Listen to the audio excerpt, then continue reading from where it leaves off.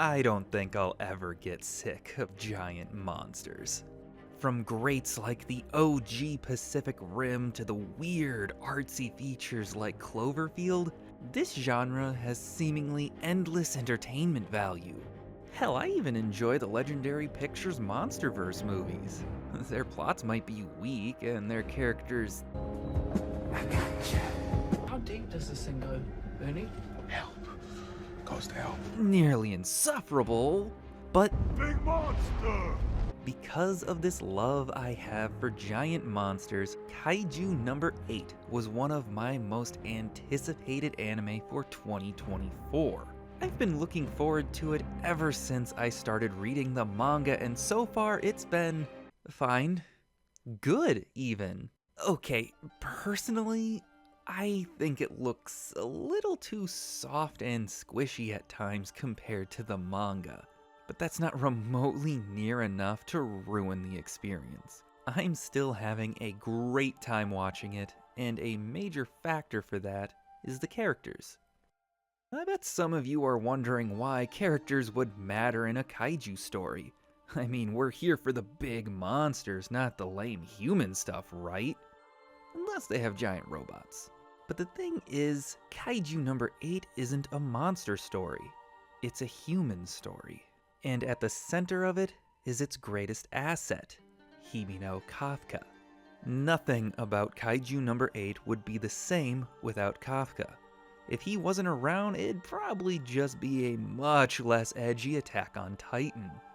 But with guns! Luckily though, Kafka brings much needed levity.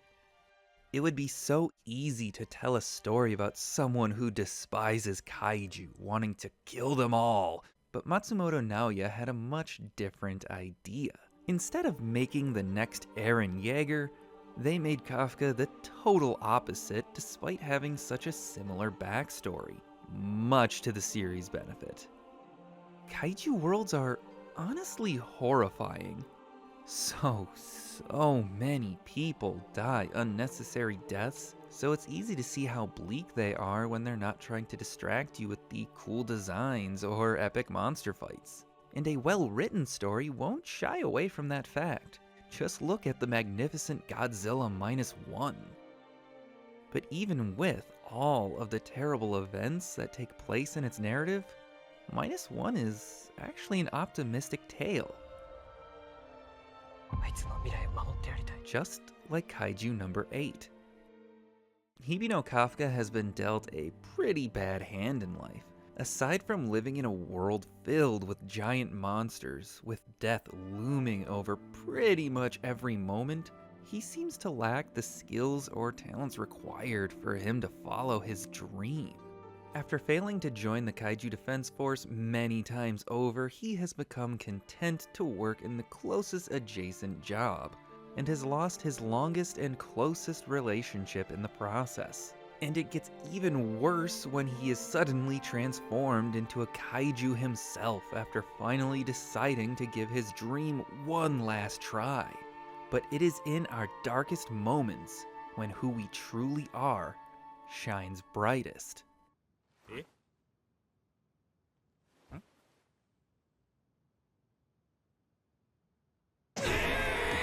Even before he gained his strength, he leapt into action to save Reno without a moment's hesitation. Hell, ignoring that life and death stuff, he went out of his way to make sure that his new Kohai could get through his first day of kaiju disposal despite immediately disliking the guy.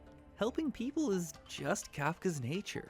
He might be a monster now, but that hasn't changed the core of who Hibino Kafka is deep down. And it's when Kafka is saving people that the anime is at its best. I mean, yeah, it's a shonen, so the action animation kind of needs to be on point, otherwise you get, you know. But those awesome action beats are punctuated by heartfelt moments that are just as good. When Kafka saves the little girl in episode 2, the scene starts as something straight out of horror. Obviously, Kafka is going to come in and save the day, but the most important thing to note here is how Kaiju No. 8 is setting the stage. The girl is crying, not wanting to leave her mom behind despite her mother pleading for her to run away and live. We are being shown this world at its worst. Everything is going wrong for this family, and it looks like it's all about to come to an end when...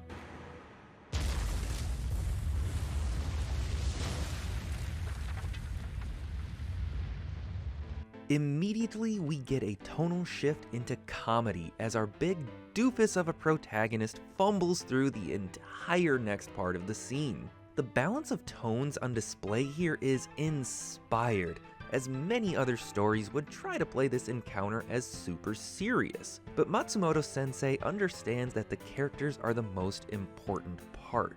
It would be completely out of character for Kafka if he wasn't being a bit of a goober here. He's a good guy, so of course he'd try to cheer the kid up.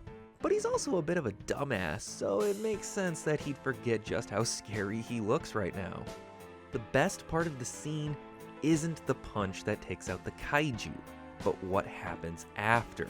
Though the punch and blood rain does rip real f***ing hard. To show just how bad his lot in life is right now, despite having saved the girl, she's still scared of Kafka. And you can see how much it weighs on him as he hesitates after making her cry more. But he pushes through it. He sees that he can't be the one to protect people looking like this, so he does the wise thing, puts his trust in Reno and promises to leave so she won't have another monster to be scared of. Kafka is at a new low, his whole life is falling apart and there's nothing he can do about it. What we see is a broken, defeated man giving up. As far as anyone is concerned, he's just a kaiju now. Just another monster to be killed before he becomes a danger. Except... Kaiju-san. Arigato. He's not. I love this part of the scene. The way his expression shifts. The way his memories of when he was still allowed to dream is set during the day to contrast his current situation at night. Seeing his younger self and a young Mina run past him, so he has to turn around to look back towards that dream he has given up on. His picture of him and Mina standing side by side as Defense Force officers being lit by sunset to show that he is running out of time, but it's not yet out of reach. How it is his desire to reach out to what he wants most that finally allows him to peel back the monster and show that he is still human underneath. It's just Perfection. that right there is optimism in its truest form. To paraphrase Dr. Viktor E. Frankl, MD, ultimately, man is not subject to the conditions that confront him. Rather, these conditions are subject to his decision. Wittingly or unwittingly, he decides whether he will face up or give in. Kafka's big action scenes are still hype as f***, even when watched in isolation, because they're beautifully animated, and I get it if you're only watching for the violence. It is a battle series after all, but I think that would be doing it a disservice. Those big, beautiful scenes are mostly Kafka saving people. Sure, Kikaru's performance in the exam was great and a treat to watch, but the important thing to note about it is that in the end, she loses. Broken in both body and mind when she hits a hard wall. She tries to struggle through it, but when she realizes that she can't win, can't be perfect, she gives up. Showing us that deep down, past all of the bravado, all of the training, she's just a kid. A kid who needs a helping hand when things get too tough. To be reassured when she feels like she's not good enough. A kid that needs to know that everything will be alright when the world feels like it's crumbling down all around her. Now I know that might seem a little counter to what I've been trying to say, but here's the thing. It's okay to get knocked down. It's okay to need help. We can't always be on top of our game, and sometimes, even when we are, we can still fail. What's important isn't that we can do our best and still lose, but that when we get knocked down, we can get back up. And it's okay if we need someone's help to do that, which is what Kafka provides for Kikoru. My girl is a huge mess of complexes. You don't get to be a tsundere without some issues, but Kaiju number 8 shows just how much one small gesture can do for someone. She's been conditioned by her severe daddy issues to think that anything less than perfection is complete and utter failure, unable to see just how much good she actually did. So when she's at her lowest, you can see just how much Kafka telling her he's glad she's okay means to her. Kafka has quite the positive effect on those around him. He's goofy and fun to be around, but it's much more than that. Reno becomes a vastly different person after only a day of being around him. When he's introduced, his eyes are narrowed and he comes off pretty cynical. But after Kafka risks his life to save him, his expression starts to liven up. This seems to domino out as later, when it's Reno's turn to put his life on the line for Iharu, Iharu pushes himself through his own self-doubt to save Reno right back. Even Kikoru is changed by her interactions with Kafka. Where she was once convinced that no one could keep up with her and she had to do everything on her own, she starts letting the people around her help, even if it's in her own little tsundere way. Look, I know optimism isn't for everyone. Who you are is shaped by what you've seen, what you've experienced. It's hard to be able to see something is going right if all you're used to are things going wrong. Telling a pessimist to look on the bright side is way more toxic than a lot of people think. But the same is true for the other way.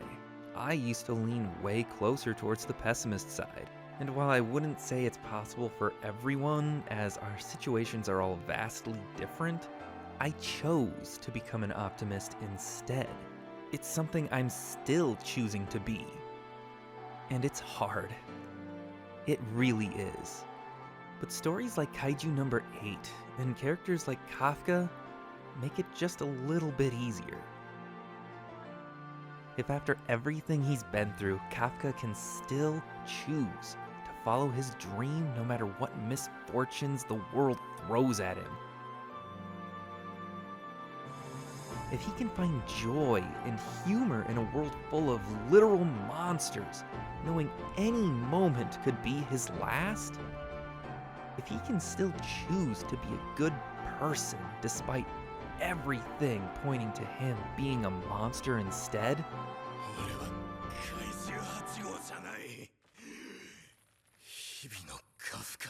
then so can we.